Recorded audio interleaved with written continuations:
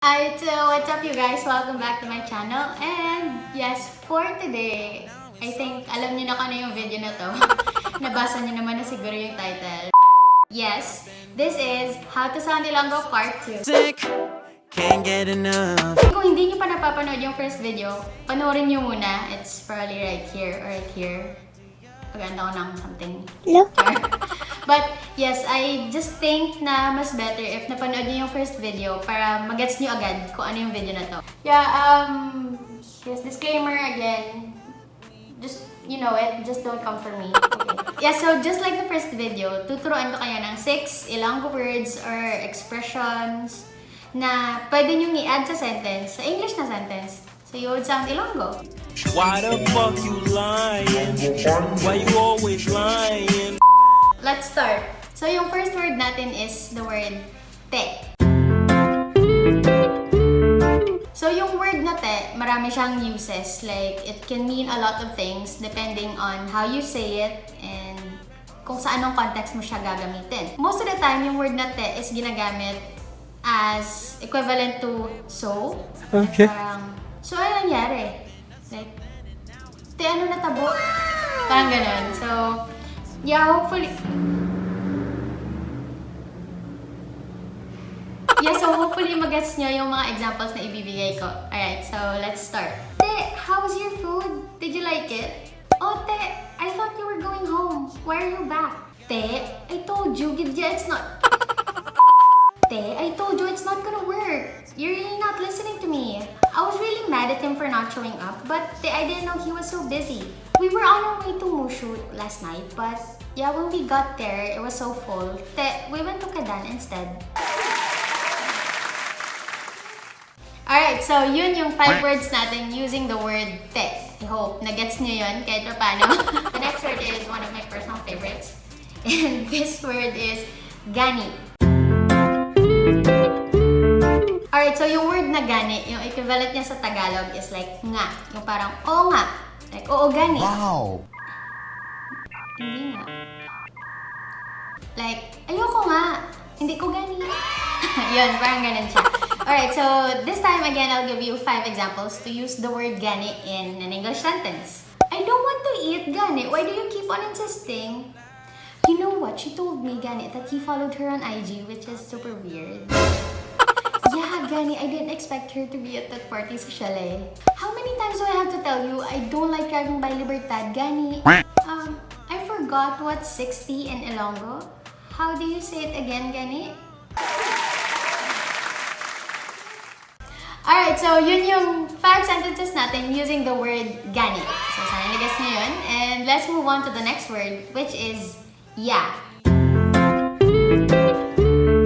So usually yung yeah is dinadagdag siya sa word na gid. Yung tinuro ko from the last video. So usually magkasama talaga sila. Parang combo usually yung gid and yeah. Yes, I think ganun siya. Like, if you say gid, yes, that's intense. But if you add yeah and make it gid yeah, then it's more intense. I hope you get it. Alright, so let's start with our sentences. You know what? I tried kansi at Shirley's and it was so good, gid yeah. He wanted to go to Tom and Tom's, but I really wanted to get coffee sa SB Lacsonia. I never really wanted to go to Gorka, gid yeah. It's just Not my type of travel. oh, we were there sa Stonehill, yeah, when a fight broke out sa Lacson. Oh no, she didn't go with us to that party sa homegrown niya. She probably went somewhere else. Alright, so yun yung 5 sentences natin using the word yeah or like gid yeah. So now let's move on to the next word, which is man. It means also, din, or if you're asking a question, yung ulit niya is parang ba. Nga man. Bakit ba? Parang ganun. Alright, so now let's start with our examples. Why does he want you to pick him up sa NGC? He has his own car, man. Yeah, I also wasn't aware that they broke up because she didn't tell me, man. Where did I leave my phone, ganit, man? I can't remember. You know what? She doesn't like them. So of course, I had to tell her that I don't like them, man. We're surely gonna vibe. I have a date tonight. What should I wear, man? Alright, so yun yung 5 examples natin using the word man. And And now, this time, let's move on to the next word, which is ha. Hotdog. So, yung word na ha, ginagamit siya when you wanna sound sweet, or like, parang wanna sound nice. You don't wanna sound rude, or like too serious, so you add ha sa dulo ng sentence. And yung equivalent niya sa Tagalog, I think, is ah. Kain ka na. Yung parang ganun. Ingat ka ha. Yung parang ganun. Ah, yata yun. Ah ba yun? Basta parang ganun. Like, yung equivalent niya in Tagalog is ah. Like, uy, kain ka na ha. So, ingat ka ha. Parang ganun. Parang baka ha. I don't know.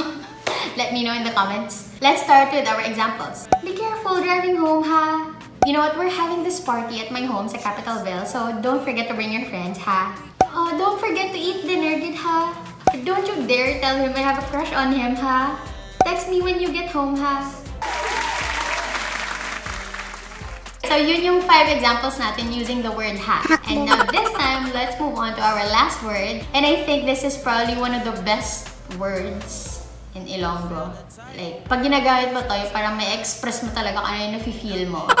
And this word is the word aite. So yung word na aite is parang expression siya, and you use it to express disappointment, I guess. Yeah, I guess that's it. When you were disappointed about something, so you use the word aite. And for these examples, yung word na aite is ilalagay ko siya sa start ng sentence. Aite, I thought she was gonna bring her cousin to our party. Aite, I didn't know he was following me on IG, bala. Aite, you haven't tried the inasal at Pili Angela? Oh my god, it's so good. Aite, you like him? You can't even tell the difference, bala, between your and your. I mean, Aite, I really wanted to go to the ruins, but kuba man to. Kuba man to. Joke lang. This video is for my Ilonggo people out there who want to sound CONYO. And also, this video is for everyone who doesn't speak Ilonggo but wanna sound Ilonggo. And yes, shout out. Shout out. Big shout out to all my friends and to everyone I know who are very supportive. Yung mga nag-effort talaga and nila-like yung video ko and naka-on yung notification bell and you share yung video, yung link. So, I hope nag-enjoy din kayo. And yes, again, thank you so much for all your support. All 155 of you guys. I just enjoy making these videos, so that's enough for me. Yeah. But you know, 1,000 subscribers wouldn't hurt. So, thankful for you friends for giving me ideas, for content, suggesting stuff that I should do sa mga vlogs. And again, for sharing, posting, commenting. So this a shout out to everyone asking for a shout out. Shout out. Yes, you know who you are, guys. Alright, so I guess that's it for me for today, and I hope nagustuhan niyo yung video na to and may na-learn din kayo kahit papano. Please also let me know in the comments below kung ano pa yung mga ibang examples ng sentences na pwedeng gamitin yung mga words na itinuro ko. So if you enjoyed this video, please don't forget to hit the like button and subscribe, and also hit the notification bell. And I make videos whenever, so I'll see you again next week. Bye! We can never be friends. Thank you!